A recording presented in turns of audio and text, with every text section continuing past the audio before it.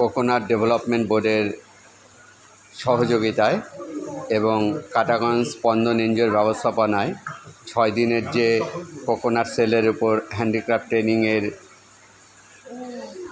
আয়োজন করা হয়েছিল, আজ তার পঞ্চম দিনের ট্রেনিংয়ে আজকে জুয়েলারি ব্যাগ শেখানো হলো। আমি একজন আমাদের ট্রেনির কাছে যাচ্ছি এই জুয়েলারি ব্যাগ সম্পর্কে তার কি অভিজ্ঞতা জানার জন্য।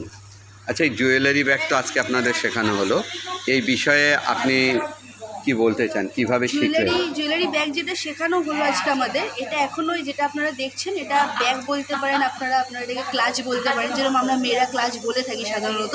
তো সেইটা আজকে আমাদের শেখানো হলো।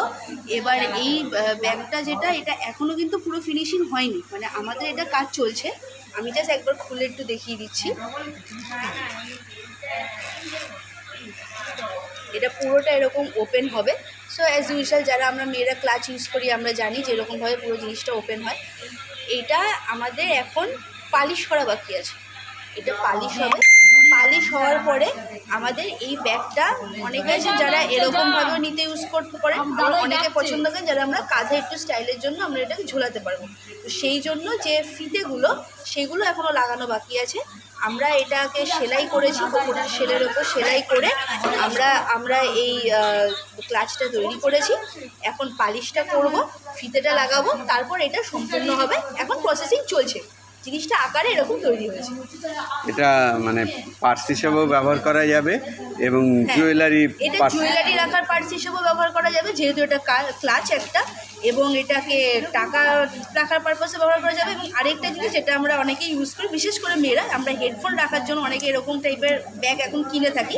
তো সেই ক্ষেত্রে এই বড় সাইজটা না হলেও যেগুলো ছোট সাইজের আমরা বানাচ্ছি সেগুলোকে আমরা হেডফোন ব্যাগ হিসেবে ইউজ করতে পারবো, যেটা আমাদের মেয়েদের ক্ষেত্রে আজকাল খুব কমন, আমরা ওরকম ইউজ করি।